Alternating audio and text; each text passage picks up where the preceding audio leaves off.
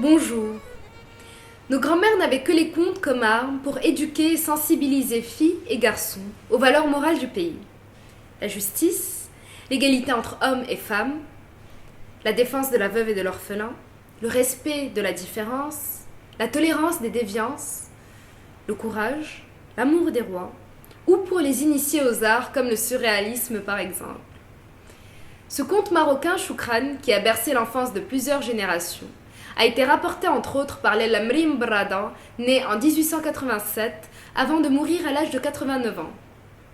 Ce conte a été adapté au cinéma par le professeur Benkiran Aziza, médecin anesthésiste réanimatrice, qui le replace dans son époque et son contexte, l'abolition de la vente des esclaves, la famine, la sécheresse, le choléra, le bombardement des pirates de Salé par la France, le daïr des Juifs, la mort d'un roi et le début du règne d'un roi savant.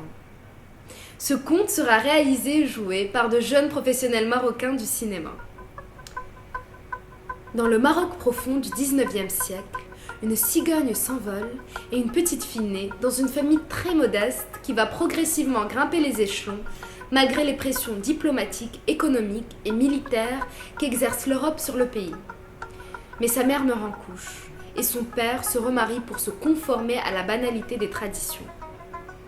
Sa belle-mère, en passant par la sorcellerie et le harcèlement moral, obtient du père qu'il éloigne sa fille.